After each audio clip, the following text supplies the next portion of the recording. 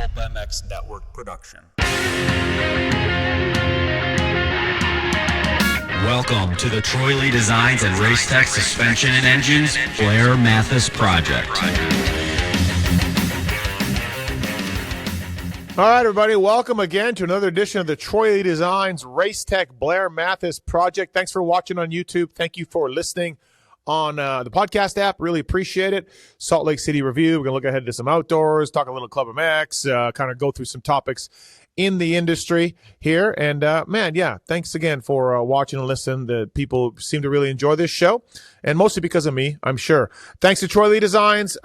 Email us using the contact form on Pulp MX. We will pass on a code to you to save with the folks at Troy Lee Designs. We really appreciate those guys coming on board, of course. And again, since 1981, they've been doing this super cool stuff and doing a good job of it. Justin Barsher running the gear, mountain bike products as well. Some of the gear, some of the best looking stuff out there. TroyLeeDesigns.com. And thank you to Racetech as well, the leaders in privateer proven suspension and motor work over the years. They do motor work for some teams out there in the sports, but I can't tell you about them because they sign NDAs, but they can do all your motor work if you're a local shop up there. They can tune your suspension in as well. Racetech.com for more information on that. Zool's bags, seat concepts, firepower maxes, decal works, ASV levers, Alpine stars, all on board with us as well. We'll tell you more about that later. But again, the Blair Matthes Project. I'm Steve Matthes.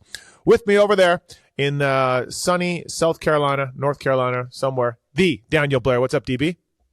What's happening, Steve? I want to start this by asking you a question. Who's going to put in more effort this Pro Motocross Championship, us or Cooper Webb? That's a great question. Probably us. We'll see, actually. I'm ready for summer. Let's go. 22 motos. Let's do it. Yeah, you're a big motocross guy. We know that. We know that over the years. Just also to the fact that you would one time turn down a pit reporting role in Pro Motocross just because it's long and hot days. That's not what that's not what it was from. I'm kidding. Yeah. There's about 10 other reasons, but that was number 11. You were right. It was on the list. Yeah. But no, we're all in, dude. It's a good thing because I had people ask me this week. They're like, "Are you guys Supercross only?" And it's like, dude, there's 31 rounds now, dude. We're all in. So no, we're good to go. And we also have the results of the fantasy thing contest that we'll talk about at the end and where that money's going. And thank you to Kellen Brower as well for producing this show. And Kellen did something today that I got to talk to him about later on. I'm just amazed, but we'll get into that a little bit here. All right, listen, everyone's got the takes on Salt Lake City and the showdown and RJ and Hammaker and Beaumer and all of that. But Daniel, your thoughts? The RJ one kind of simplified itself once everyone figured out the math, right? He needed to do more than 2 points. That was clear. And in that moment, RJ made the decision that he decided that was the time. I'm going for it. And honestly, if he stays up, he wins the championship, and everyone's probably pissed anyway because everyone really likes Seth. I think it was like very Cole Davies-like, but on the other coast, where everyone really learned about him this year and became big fans of Seth. So I think the place and I think everyone would have been so mad either way, but it was like double bad that he went down 2, because if he stays up, then they're pissed, but he won, and who cares if you're him? You're like, well, too bad. But he didn't stay up. It was as simple as that. He broke the cardinal rule, which is if you're going to hit somebody, you can't go down 2. So that's my take on that. As far as Juju goes, fighting back with Seth, I understand the frustration, and I get that part of it because he interfered with the championship that wasn't his. But at the same time, here's where I'm going to defend Juju on 2 fronts. Number one is that he went to Salt Lake wanting to win. He wanted to beat Hayden really bad and get a little vengeance for the entire year. Beat him in the heat race, wanted to beat him in the main, and I don't think he was really interested in anybody's situation other than his own. I think it was about him in that ride.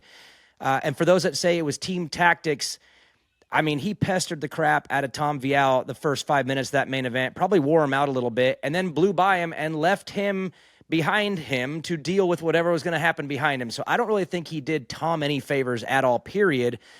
Maybe he did RJ a little bit of a favor by letting him by, not fighting that one back too hard. That's the only one that I'm willing to play ball with a little bit. But for Juju, he had individual motives in that main event, and that's what you're going to get in an East-West showdown when one's fighting for a title and the other one's not, but guys have their own motives. So I understand the frustration on Juju on that part, but the team tactics thing, I really can't get on board. He did his teammate no favors whatsoever. And so I guess that's my overall take on everything that happened in the 250s. I mean, Beaumair's lap times slowed considerably from where they were going. He's a race winner and in great shape. And was he going to catch Deegs? No. But right around halfway through the race, he got slower, which is very unusual for him. He was riding great. He did pass Tom. It took him a little bit until I think he finally was like, dude, I can't go any slower. I got to get by you. He was being held up for sure. Yeah, and then he slowed down to jack with Seth. There's no other way around it. I can't believe that you don't think that. Now, I think Seth caught him because Seth left the guys behind him and caught him. I think Seth caught him, and that was I think that was what happened first, and then maybe Juju did play defense, but I think Juju's motives were first to try to run down Deegs, and it didn't happen. I mean, Deegan was on another level in that main event, so it wasn't happening. But I just the team tactics part where it gets confusing is over the teammate side of things because RJ's not his actual teammate. It's like the cousin brand, of course, but his actual teammate, he did no favors for. He did not help Tom in any way. In fact, I think he hurt Tom, for being honest. He was all over him the first 5 minutes.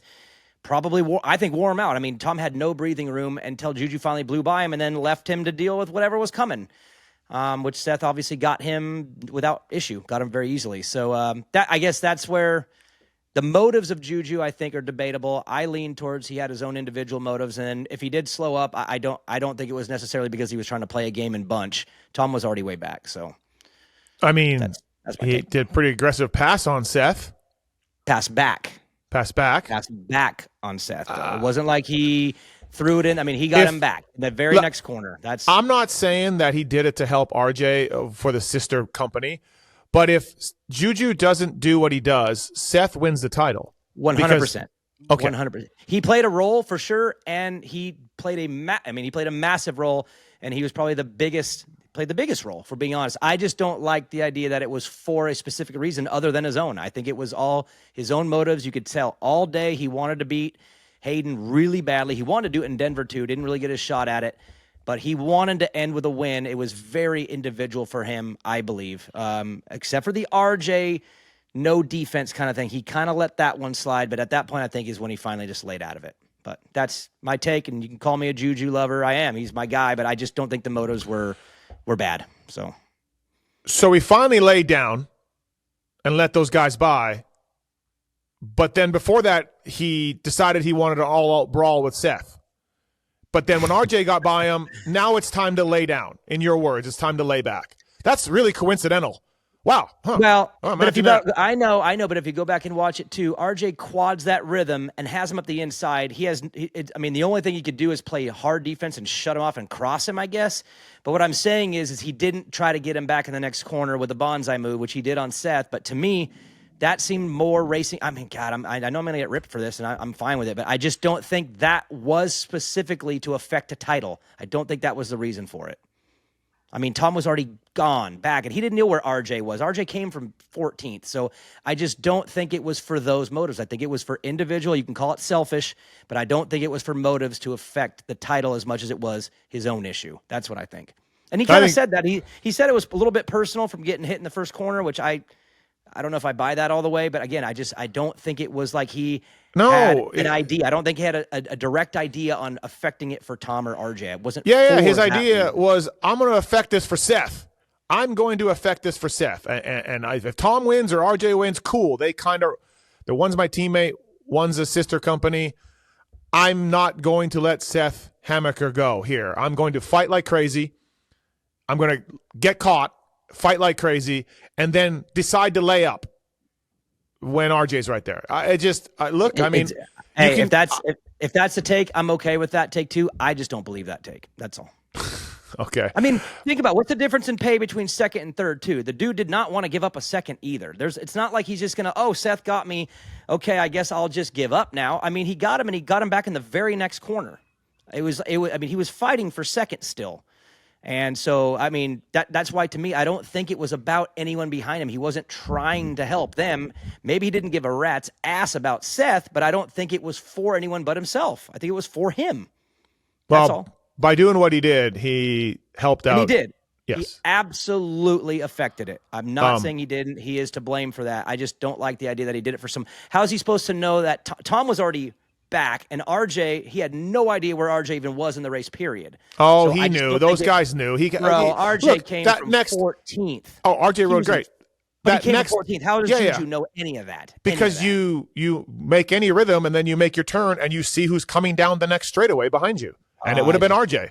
You glance over, and you see the 24. You know where it is. You know what RJ is doing. At that point, he wasn't that close yet. RJ wasn't there yet. He wasn't all the way there yet. So it's all good. It's just my take. And again, rip me to shreds over it. But I just don't think it was for reasons other than personal reasons for himself.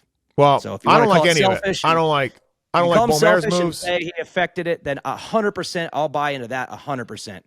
But I just don't think he had outside motives. It was all, I mean, think about the way he rode in the heat, in the qualifier, and that main. He was one-track mind. Tom was in his way. He was absolutely held up by Tom, passed him and said, you deal with your own championship behind you. I'm going that way. And he couldn't do it. And but at the same time, I don't think he then went, all right, well, let me look around and figure out how to help. And then he did that. A world-class athlete and race winner that Julien Beaumair is.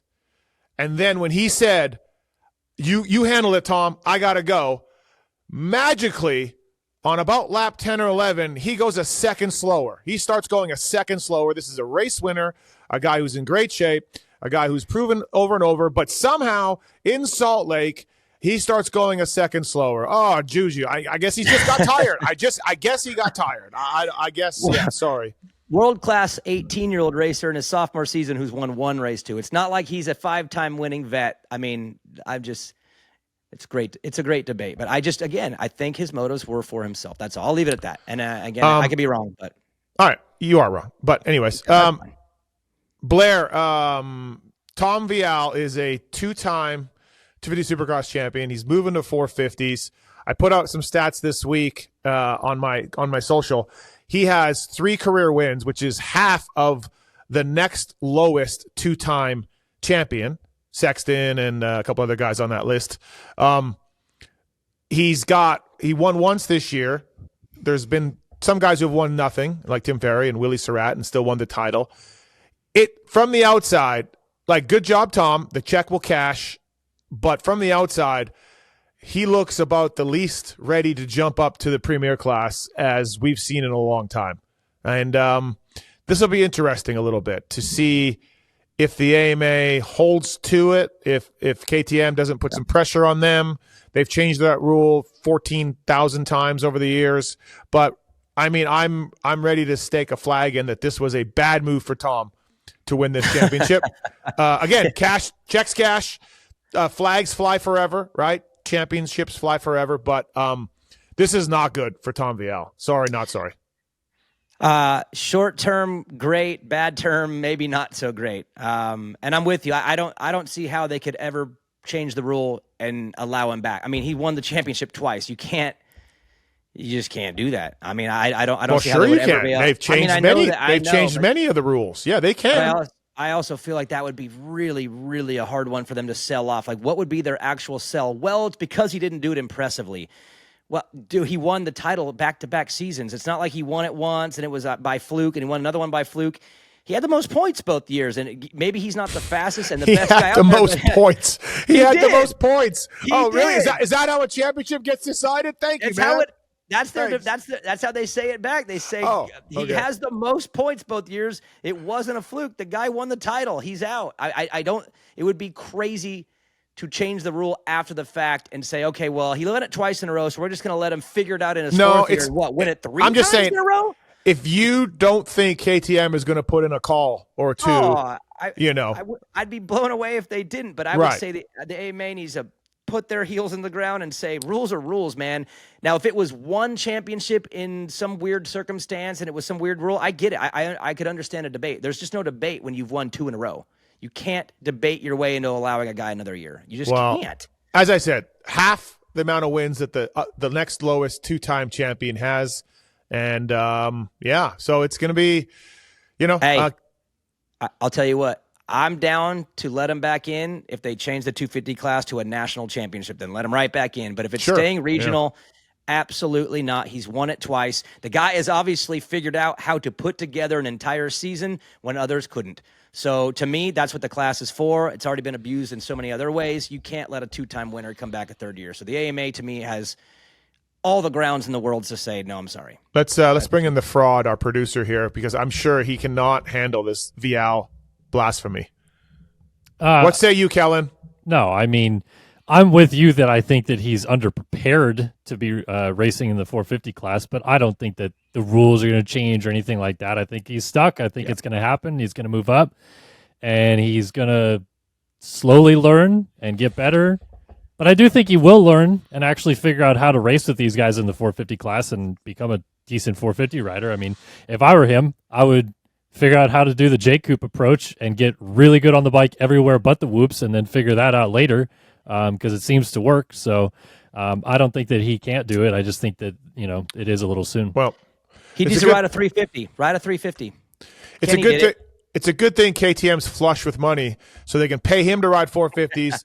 They can pay AP, and then they need to hire another big dog when Chase leaves. So that it's great for KTM, I'm sure. And then maybe replace Tom on 250s. I don't know what the plan is there, but yeah.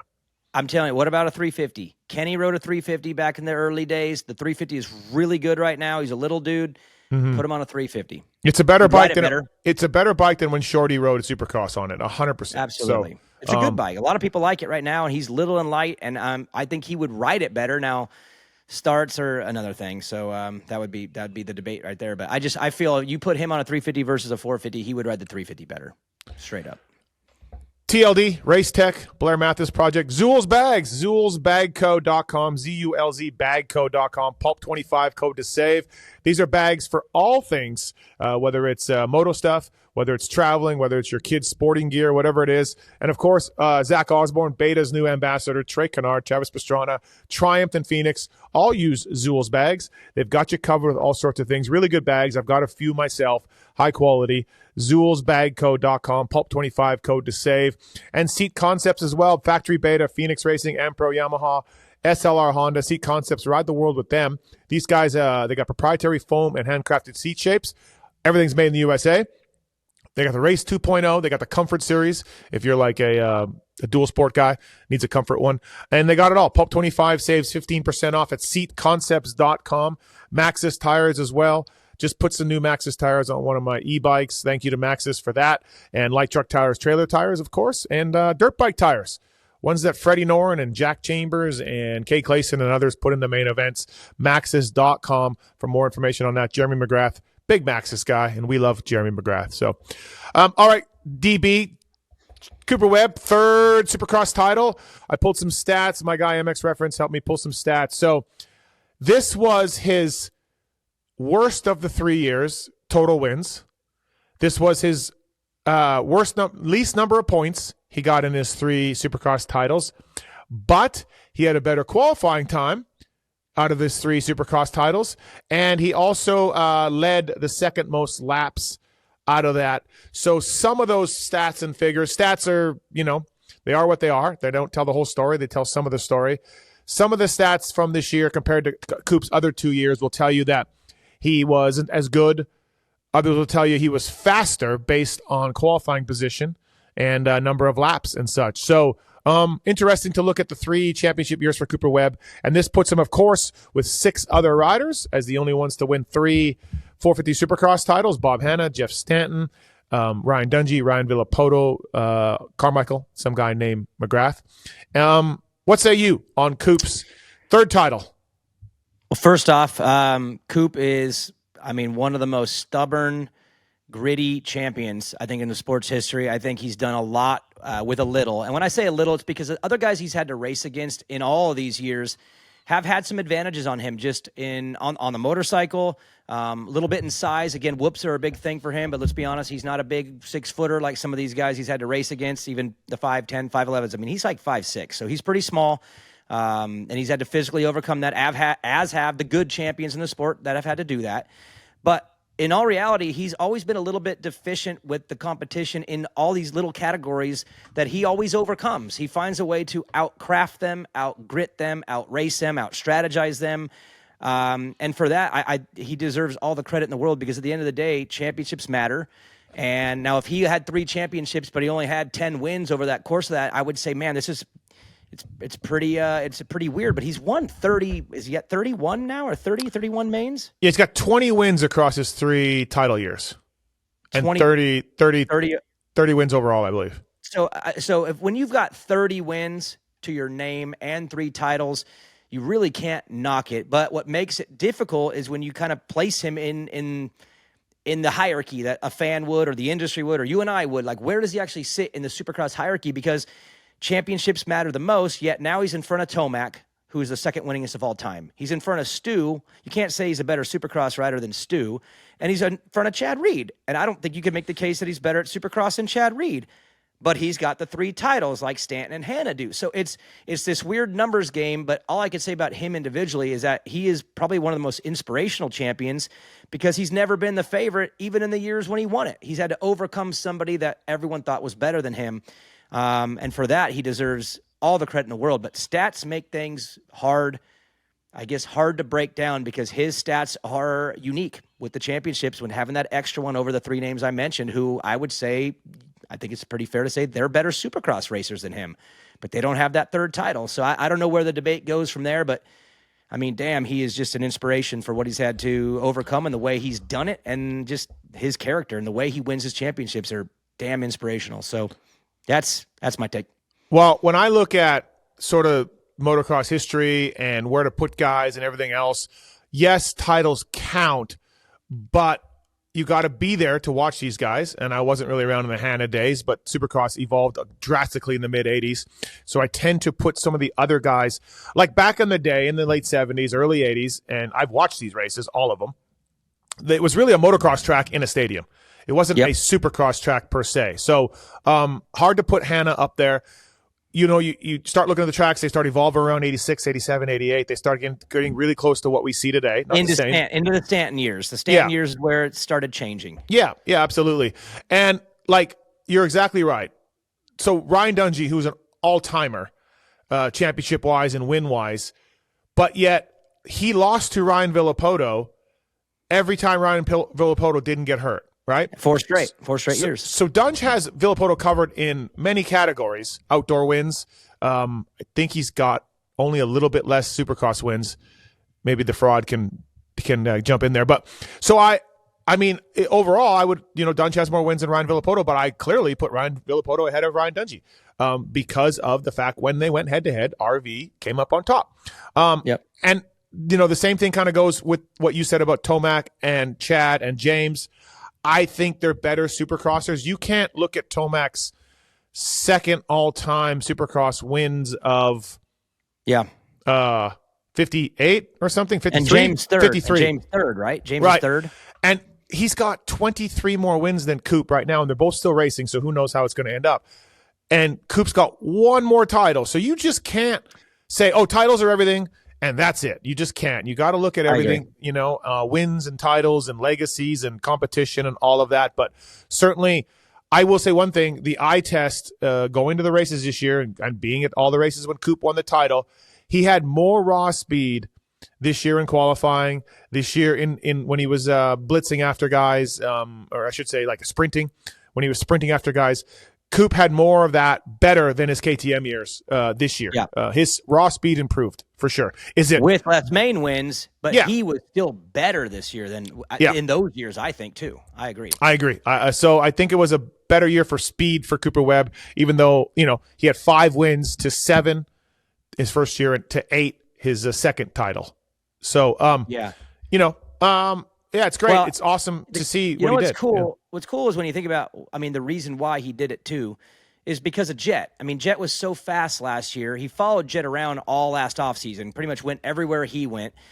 Coop put the playbook together, which was, I need to get faster. I can't rely on this slow qualifying thing and just pull a rabbit out of the hat all the time. He couldn't do that. So I think that Jet motivated him. Chase too, of course, but it was mostly Jet that motivated him to get faster.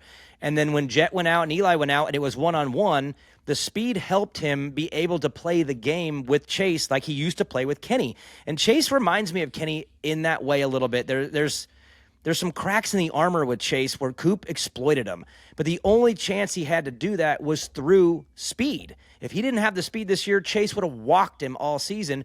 But he was just fast enough to match Chase enough to where he could play his game and get to Chase, and he did it. And so the credit to me goes in the offseason, probably chasing a different opponent, but it ended up paying off when it came one-on-one against a guy that he felt he could play the game with. But he had to match him speed first. And Chase Sexton's going to look at Dallas, look at Tampa, look at Detroit when he hit the gate, and just – I don't want to say I have sleepless nights because, he's a bajillionaire and he won 7 races this year, but it could have been Chase's title very, very easily. Yep. And that's a scary part too, because let's look forward now. Chase Sexton has 1 Supercross title, and a lot of people out there say, yeah, well, Eli got hurt and Coop got hurt, and that is true. But I don't like taking away credit from a guy who wins, because if they win, they win. But at the same time, as you said earlier, they have the most points. It has technically they have the most points. Yes. But you can't take the championship away from the guy who got it, and he got it. But he's got 1, and moving forward, Jet's going to be back. Hayden's coming up. I think you're probably not as on board as I am with Hayden. I think Hayden's going to be a better 450 rider, a little bit Villapoto-like, where Villapoto was better on a 450 than a 250 indoors. I think Chase is running into a very risky situation where winning that second title is not going to be very easy. This may have been the year to get that done, and you don't want to end your career and be in the situation that Fro was in or that Jason Anderson was in, where they got the 1, but they never got the second one. So Chase may have he probably did miss his best opportunity to get the second one, and I don't think it'll be as easy as this one could have been for him. Not that it was easy. It's going to be harder from here on out, and he may have just missed out on a pretty big opportunity. Yeah, absolutely. We could be looking back and be like, man, Chase Sexton, 2 titles, 50-something wins or whatever, and you're like, wow. Or it could be 1. It could be 1. And it will always be tagged as that was the one with Eli in Denver with the Achilles. I'm just saying, for his brand and legacy and everything he's trying to build, he just put himself in a way tougher spot, because this one should have been won. He should have won it. And it ain't going to get easier with Jet getting healthy and Hayden Deegan coming up, and just time. It never gets easier. It always gets harder. So Deegan on a 450 outdoors, and we'll have time to discuss this. He reminds me of RC in 97, 98, 99 when RC rode 125s. A little erratic, unbelievably fast. He pulled it off, right? Ricky won championships. Hayden's won 1. He'll probably win this one. And I did have questions. Everyone had questions about Ricky's style adapting to a 450 back then, adapting to the big bike class, I should say. And obviously it worked. I do think he needs to smooth out a little bit, but I mean, again, I think he will, though. Yeah. People said that about Ricky, and he kind of never did smooth out. He just kept it pinned and still hung up the back, and he's a shorter guy. But we'll see what happens there. I think the weight and the power of the bike are going to force him. I think that 250 invites him to ride the way he does. When that 450 becomes part of his everyday routine, I think he will. And he's got the same mind as Ricky and the same mind as RV. They just force their will. And honestly, Deegan has that, and I can't doubt that kid ever again. I mean, I don't want to be one of the ones he calls out, one of the doubters. I do truly think he'll be better on a 450. I think it's going to be Villapoto-like, where indoors, a little messy on the 250, still awesome, but not perfect. I mean, Trey beat him on his rookie season and RV's 3rd season, and then RV went to the 450s and ended up winning 4 straight. Like, I don't think that the 250 thing will translate over in a negative. I think Deegan will be better on the 450 indoors for sure. All right. Email us using the contact form on PulpMX to get a discount at Troy Lee Designs. Tell Racetech you listen to the show to get a discount from the racetech.com guys. And again, thanks for all the sponsors. ASV Levers, Decal Works, Alpine Stars, Firepower, Seat Concept, Zools, TLD, Racetech, firepowerparts.com, chains, batteries, oil, loading ramps, stands, firepowerparts.com. They got more than that. Go on their website. Punch in the year, make, and model of your motorcycle and see all the cool things that Firepower Parts do for you guys. They make stands as well and loading ramps, as Daniel knows.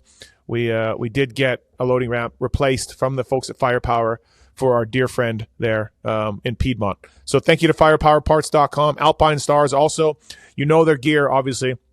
but we have Troy Lee on this show. But Alpine Stars protection, knee cups, elbow cups, full chest guards. They got the A5 plasma.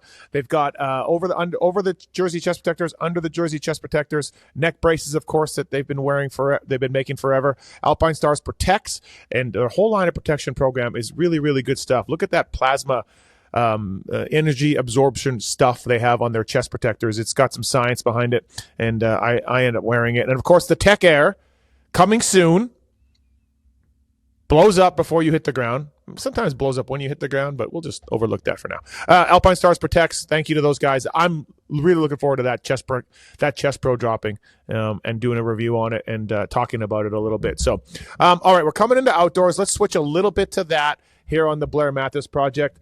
Masterpool, Kitchen, Rider D, Cochrane, all coming out of the gate. I do want to say right off the bat, we saw Justin Barcia blow off a berm in Philly with a rear brake problem.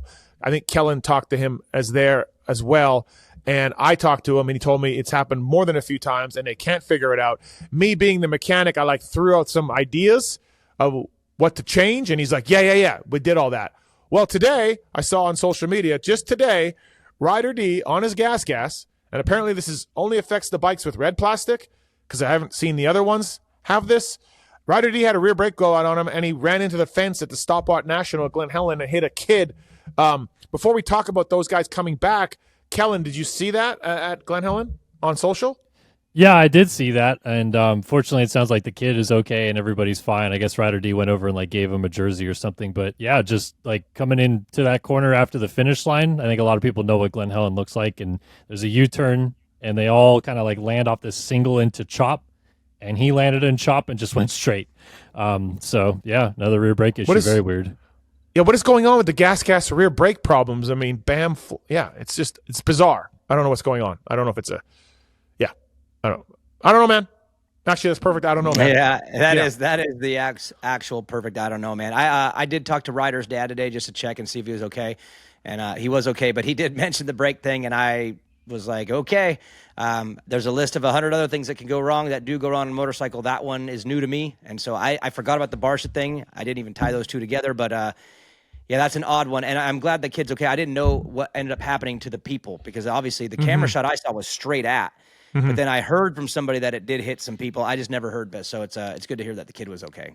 Kellen, I was going to make fun of you, but I don't know. Maybe that's a little jacked up. Did you watch the Stopwatch Nationals on a stream, or did you have nothing else to do today? No, I was working, and MXA streamed it, so I just loaded it up a couple times to see what was going on and kind of skimmed through it. I didn't watch the whole race or anything, but yeah, Colt Nichols went 1-1. He led pretty much every lap of both motos. Got out front early. There's a lot of 250 factory guys that were there. And like we said, Rider D going off the berm, but Juju was there. He got bad starts. Both motos went 3-3. Enzo Temmerman was third overall. He went 2-5, but he rode a 450, which I don't know why or get that, but they're all on different programs. What I will say about this, because I've been to it before, I was going to go this year, but my kids are sick. They're all kind of doing different things. So even Brock Tickle, who won it last year, was literally just testing and then won it. Whereas some of these guys are doing sprints, and you can almost kind of see it. They'll go out and do a 10-minute sprint to start the moto, and sometimes even just pull off. So as much as there's a purse and it's a cool thing, they're not really solely focused on doing the 30+2. So don't read into these results as anything. It could just be that they're testing something or doing something or whatever. So are we surprised that Nichols goes 1-1 and leads almost every lap? Not really, because to me, not really, because he was kind of the only factory 450 guy there. Okay. And so he probably should beat Juju and Rider D and guys like that, just because he's going to get better starts. So he was 5 seconds ahead most of the time. The biggest surprise to me was Temmerman today, because he, at the parts that I was skimming through in the first moto, he was on Nichols the whole first moto. Started with him. He's on a he got second. He went 2.5. 2.5, right? Yep. But he was on Nichols the entire first moto. They were 20 seconds up the road from Juju. And then Temmerman even said after the race that it sounds like he's in for Paula. So I think he's going to do that and then not do another national until combines. But he's at least going to start the season I guess with PC. Is Bobby Reagan going to sign him for Paula? He probably did today this afternoon. Maybe. Yeah. Bobby's like, that's second place. We'll take that. Hey, before I actually meant to talk about this with Coop, I got a text today because we were talking about Coop bailing on outdoors. He's got a thumb injury. He's never been an outdoor warrior. He's got this third title. Now, and his buddy Phil said on Monday that he hadn't talked to him, but Phil put the over-under at 6. At 6 nationals, and then Coop would be out. I got a text today from someone close to Coop that said he's in for all 11. The SMX points are too important. Coop loves money. And obviously we've seen in the past with these point deficit that it does matter. It does affect it. Like Eli Tomac was in great position to win the whole thing if he hadn't started like 8 points back last year or whatever it was. So although all of us on Monday and including Phil thought Coop would get that thumb fixed, the text today said he's in for all 11. So I want to put that out there. That's wild because that means if the thumb does have to get fixed, that's an off-season fix, which takes him out of all the off-season races, which did help him this year. So which costs him money. Which cost him money, and then also puts him behind in his championship defense. So, I mean, I don't know, man. I guess. Yeah. I don't know. I mean, when you have to do a surgery, you have to do it. You have to figure out when to do it. But maybe, I don't know. Maybe he wants to. It's a weird summer to be super motivated, though. I mean, Jet's back, Eli's back. It seems pretty stacked to be the summer that you want to just do all 11. If Coop's eating rocks and getting 6-6 every weekend, like I don't know, man. I think that go get your thumb fixed, but. Well, maybe the plan is all 11 because maybe he's going to go in and find out how it goes. And then maybe it comes down to a round or 2 or 3, or maybe he's doing good. I mean, who knows? I was told the thumb brace was gone. They took the thumb brace off. We'll see. All right. Okay, so actually now back to the topic I talked about here on the TLD Race Tech Blair Matthes project. Ryder D, Cochran, Masterpool, and Kitchen. Now I will give you guys a little preview of the Racer X motocross preview show that we filmed at Salt Lake with those other 2 idiots. We just backing down from his Masterpool title contender talk. If anybody knows, he was on that bandwagon, and I just want to throw it out there that we just now off that bandwagon. I mean, probably because Deegan is I would say a heavy favorite. He won it last year, then he won SMX, then he won Super. He hasn't lost in a while.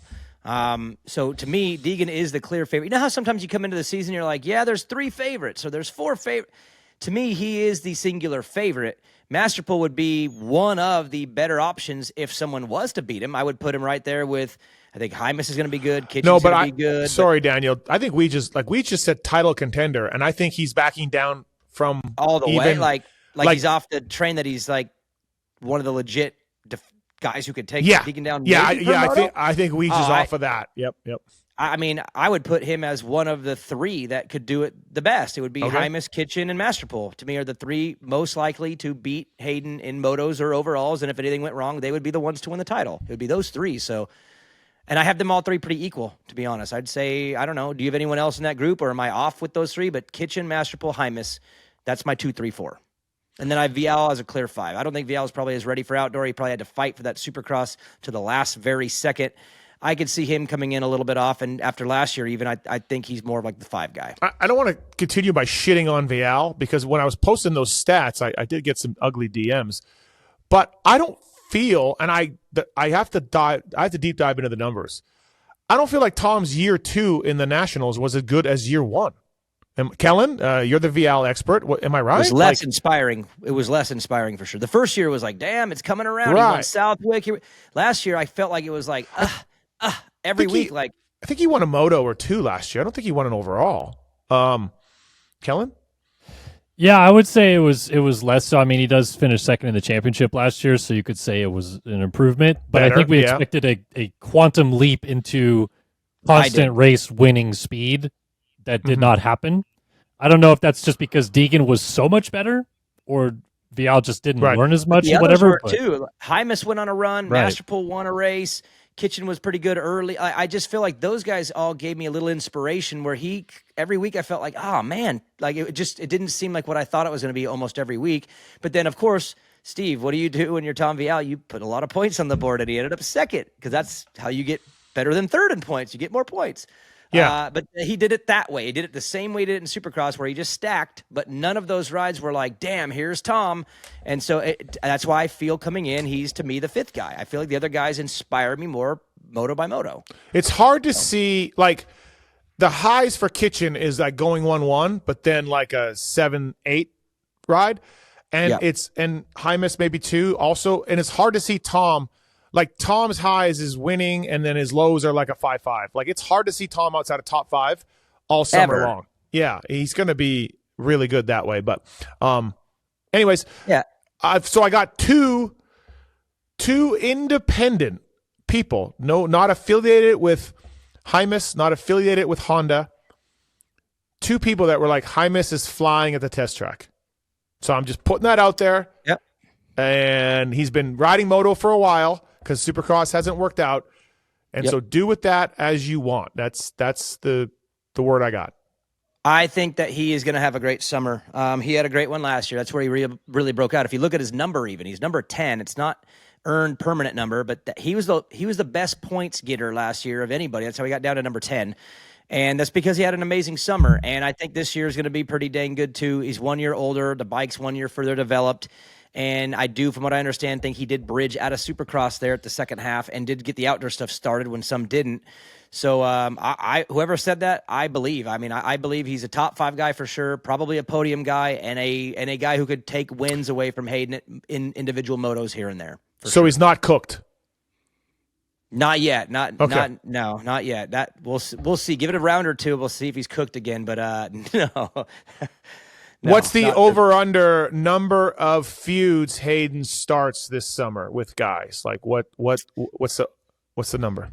It depends on who's hot, because he started one with Kitchen. When Kitchen came out hot, it was with him, and then when Hymas got going, it was with him. I mean, he gets a feud going with anyone that's challenging him, and so we'll see. I'm going to go again. I'm going into the season. I think he's the singular favorite, but whoever challenges him first will get the feud first. Yeah. Okay, for sure. All right. Right away. One moto is all it takes, and it's on. So, but it is huge summer for Ryder D and Cochran. Cochran's already been told, like, hey, he's not coming back. I think he's got to find a ride. And huge summer for Masterpool. Yeah, there's a few guys who really need to step up this year, and I think Mikael Harup will surprise as well on the Triumph. Yeah, I'm interested. I don't know a lot about him, just a little bit of research. I think he's pretty good. And I know he was at a Loretta Lynn's qualifier a couple weeks ago just to get gate drops. He's not going to Loretta, so before anyone freaks out, but he was just getting some gate drops, and the people that were there were like, damn, he is really good. So that'll be fun to inject him into the series. And again, for Ryder D and Cochran, it's just good to see them back, because that team hasn't been present in the 250 class, really. Ryder got hurt early. And look, if you look at their numbers too, Ryder D number 25, Cochran 40, they both stacked some decent points last summer. So I'm just pumped to see the list grow again, and the guys that we haven't got to see in a while. It just makes it more fun when they come back. So I'm pumped to see them back. And if you're at Paula and you see Ryder D coming, maybe get away from the fence. Maybe just back away until we know for sure that rear brake problem at Gas is fixed.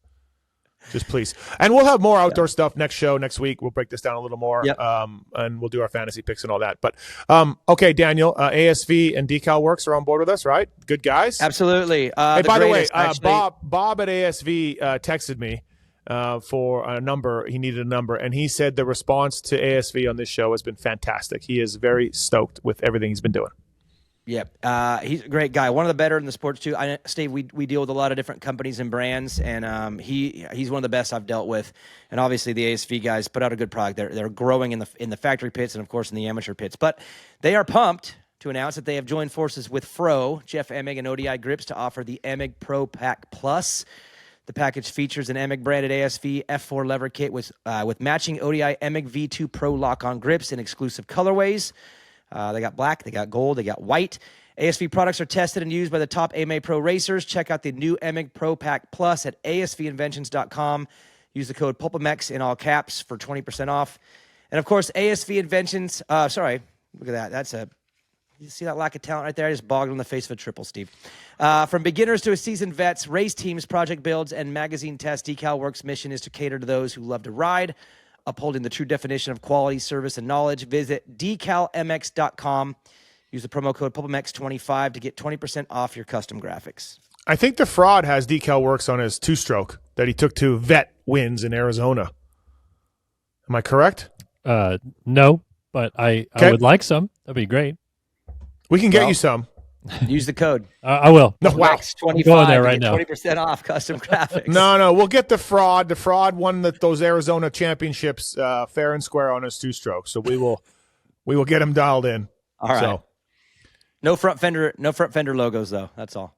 yeah, Be please. light on those. Don't please, be Ken. like the guy in Texas. That was a shame. Speaking of Kellen, though, he can vouch for me here. So the Chiz, 184, 450 Supercross wins, 219 total Supercross mains. I said wins. 184, 450 Supercross mains. The Chiz is done. Now, we will see Chiz back at the races. He will show up as a fill-in, I think, or when Daytona rolls around or whatever. But like Kellen knows as well, one of the best guys to deal with in the pits, media-wise, always happy, always professional to deal with. You can bounce things off of him. A real, regular, normal guy who was a Team Green kind of amateur star, won a Canadian title, never won an American title, but man, he sure raced for a long time.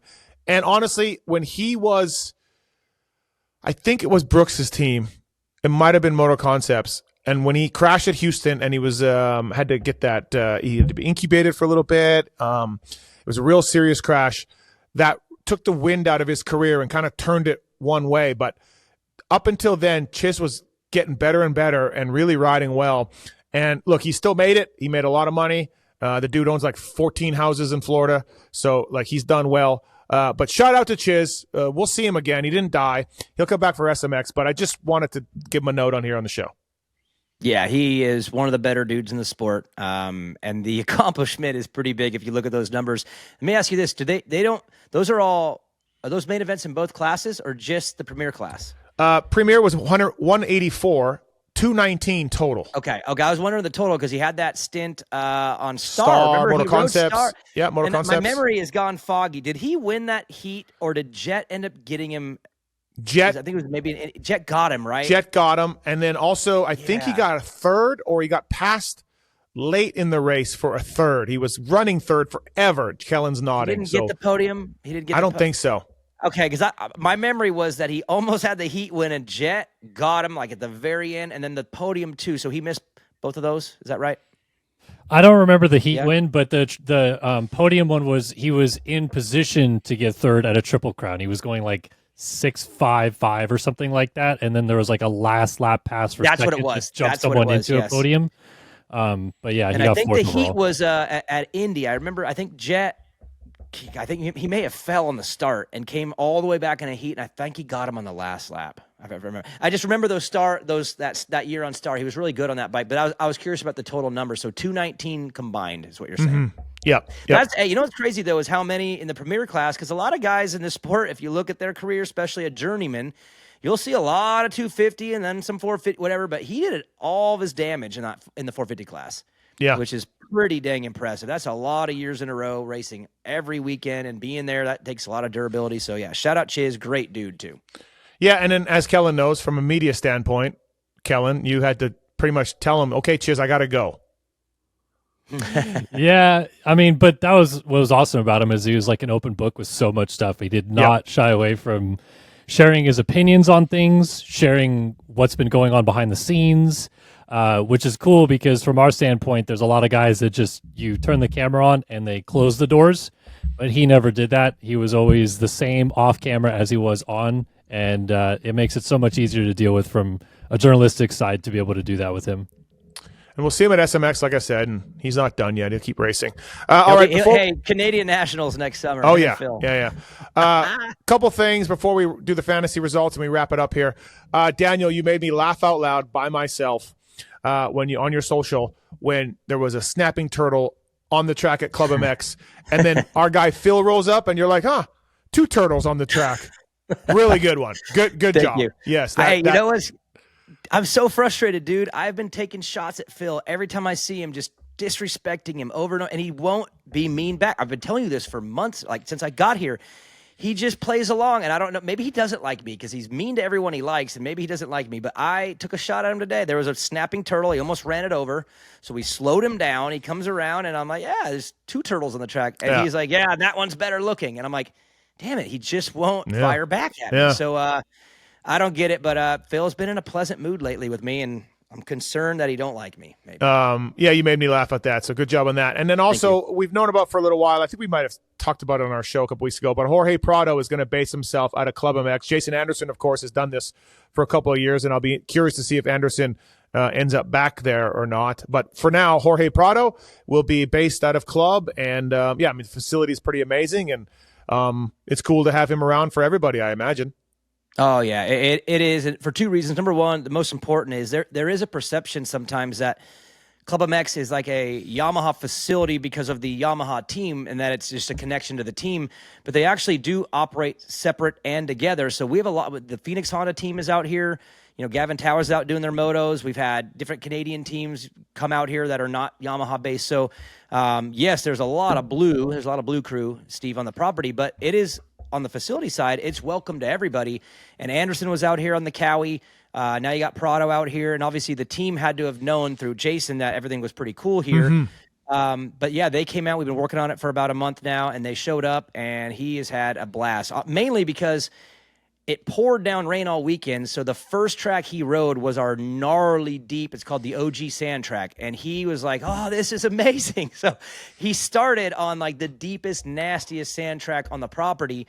So I think it was a good intro for him because I think he likes that stuff. But him and his dad are here. They are taking it in. They're going into the clubhouse. They're all over the property checking it out. And it's obviously really cool for us too. It elevates everybody on site because when he's there, it just motivates everyone to do better. And but also him and his dad have been super nice. The Cowie guys, they got a huge crew out here too, just testing the bike, getting ready for the East Coast stuff because essentially he's been building his West Coast stuff over the last month, but he wanted to get a head start on East stuff, so he got out here a little bit early just to work on the bike a little bit and fine tune East Coast settings. So it's been awesome. Again, rad for us, but also cool for us to hear back like how much he's loving it. And he's living here. He's on site. He stays here. Like he's not in town. He's not at a hotel. He's got a cabin. He's got a cabin. He is in a cabin, taking it in 24 hours a day, and that's pretty rad for us. So. J-Mar's cabin? I don't know who was here before. Okay. I just know it's his, and it's been pretty cool. And again, he a little bit different schedule because he's testing a little longer than the group. Our guys are ready to go racing. I mean, they're pretty much motos. Let's go racing. But he's doing a little extra to just fine tuning at the end of the day when the track's at its worst. So a little bit extra he's putting in each day. So I can't tell you. I mean, I was a mechanic a long time ago now, but I can't tell you how many times we would do our testing at GH or Kahia or wherever, Comp Edge, all these places, and we go to Hangtown and Glen Helen, and it was all good. And then we show up at High Point, and everyone's freaking out. Like, my bike, the suspension's no good. It's getting held down by the mud and the dirt and blah, blah, blah. Like, I was always like, why don't we go east? And we did go to Florida once, but Florida's sand. It doesn't help us on High Point or Unadilla or Budds Creek or whatever, So you're always, again, long time ago now, but man, you're chasing your bike settings a little bit with these kooky riders back east at these East Coast tracks. So Cowie's very smart to station there, and Jason loved it, right? It was a really good thing for him. So he was like part of the group. He was, he integrated in with everybody. We got a big group, but the cool thing is for Jorge is we are moving from the sand tracks over to the there's four full tracks for motocross on site that are worthy of testing, and we're now moving over to the other part of the property that's got a track that I think was a little bit more High Point, a little bit more Ironman, a little bit more Budds Creek, and then I think he'll also get a little bit of the front track, which to me is more of your Red Bud Millville. So we have it all kind of. So he's getting the full East Coast run in his trip here, which is pretty cool. TLD, Blair Matthes, Project Race Tech. Also, email us using the contact form on PulpMX, and we'll get you a discount from Troy Lee. All right, let's wrap this thing up with some fantasy picks. Now, it got close. It got down to the wire. And, Kellen, we did have to make a mid-race adjustment from the picks last week. Yeah, so sorry, there we go. So with Cole Davies getting hurt and Jordan Smith landing on him and potentially not racing, even though he gave it a go, those are two picks that DB had, or that I had given him, and we kind of were talking throughout the day about making an audible and allowing him to change the picks because we hadn't really had this. We hadn't had this happen yet, where like a guy got hurt during qualifying. We had the situation where I gave Steve Jason Anderson at Seattle, but he withdrew before the race even started. And then we've also, of course, had guys not make the main event, so we haven't had an injury during quali. So I was open to the idea of changing it. Steve was not. He was not at first. No. He gave it, well, you gave it a hard no. And then, just to be clear, I accepted that and I had moved on. But you came back later and said, what are we doing here? This So isn't you brought Nom, it back dude. to life. This isn't you Nom. brought it back to life. Well, I because moved on. Kellen was texting me on the side, crying that the Daniel couldn't maybe win this, and Daniel would be upset, and he might quit the show. Fake news, by the way. And so I relented because I didn't want my buddy DB to make another video. I didn't want that to go happen. Truth 2.0 or a fantasy pick. That's Jordan Smith and Cole Davies, my 2 out of my 3 riders, are presently laid out.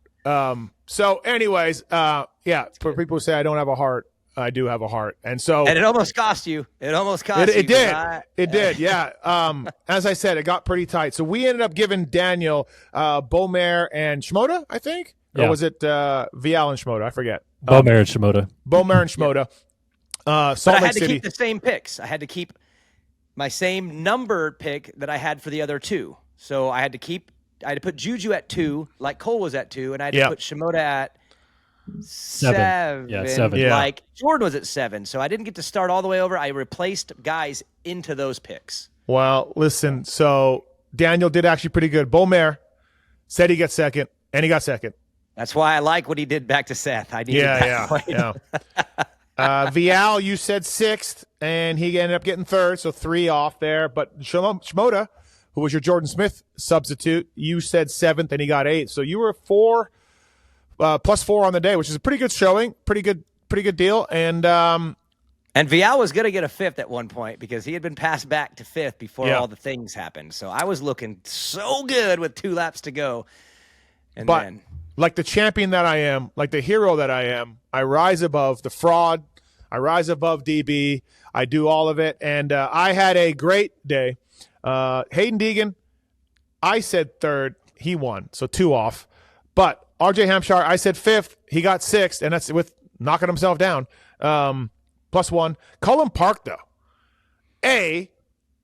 Cullen Park made the main. Not easy in a showdown, okay, even though he's 5th in the points, let's be honest. Bigger guy, altitude, privateer bike. So the fraud tried to trip me up there, but I knew my guy Cullen would get the main event, and he did. And then I said, what did I say? I said 16th, 14th. Sorry, I said 14th. Cullen got 15th. So phenomenal stuff. And I'll just take a moment. Thank you for the applause. Yeah. And so I end up winning the contest 177 to 185. Now, DB, you put in a good run. You and the fraud conspired, cheated, all of that stuff. Dominion voting machines. You guys did a good job at trying to get me, but I felt I held you both off. And what a season.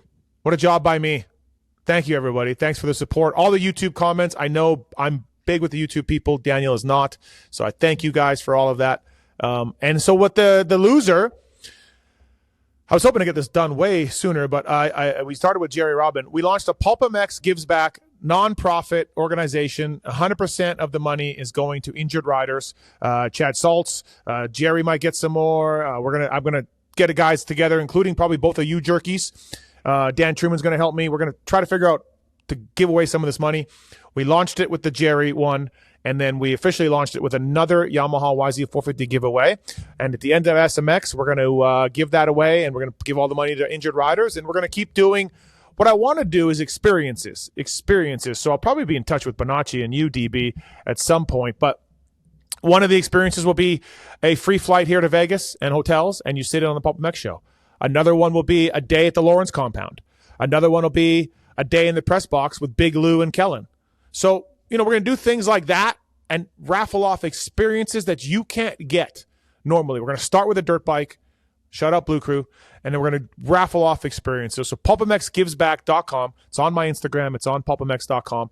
All of that. So thank you to the people who have already got the raffle ticket. And Daniel Blair will be depositing $100 as well into that raffle. Looking forward to that. No problem. Glad to do it, and I like what you're doing, and I'll take the L.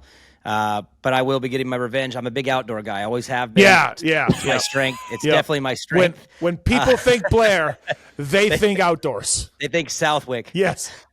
Yeah. I can't tell you how many times when I was a mechanic that we would have meetings and we'd be like, hey, man, Vincent and Daniel Blair are good here. I know it's rainy here at High Point, but watch out for the Blair brothers. We used to say that all the time. I've been considered for many outdoor fill-ins. Just I never was willing because the money was never right. Money was never right. Right. But yeah, we're going to redo the TLD Race Tech Blair Matthes project, start from scratch for the outdoors, and the fraud will once again be picking riders to try to trip me up, but he will fail as usual. So yeah, fun season though. Honestly, I would, in all seriousness, Kellen, thank you for your help with this, and I did better than I thought, man. Like when it came down to picking actual real positions, like holy crap. We both did. Again, you did win, but in reality, we won. I mean, there were some weeks that were like, damn. And if you look at the amount of points we're off for an entire season, based on 17 rounds and 3 rides, I mean, we weren't. Our average was very, very small off. Yeah. And there was about a month run there, probably in March, where it was just like, oh my God, this is getting a little voodoo, to be honest, which means we're probably going to be terrible in the outdoors, which is good. Great. Yeah. The wilder, the better for me. So I can't wait. Kellen, whatever you come up with, I'm ready for it. Stoked. Yeah, you guys averaged, in the end of it, you guys averaged less than 4 positions off for every single rider you picked. And that's including like some massive misses, like guys like missed the main event and stuff. Enzo missed the main for me once, In reality, like you guys were probably 2.5 off every pick on average, so not bad at all. Nope, not bad. Really good. All right, well, listen, TLD Race Tech, thank you. Zool, Seat Concepts, Firepower, Maxxis, Decal Works, Alpine Stars, ASV Levers, thank you. Also, thank you people for watching and listening. Appreciate it. Kellen, thanks for your help with this. DB, we'll be back next week with a Paula preview. Looking forward to doing that, and lots to get into when it comes to the sport. And enjoy the off weekend, everybody. I know I will. I will not be watching Stopwatch Nationals on a stream. I will go and actually do things in my life that are enjoyable. But Same. Yeah, awesome. Thanks, everybody.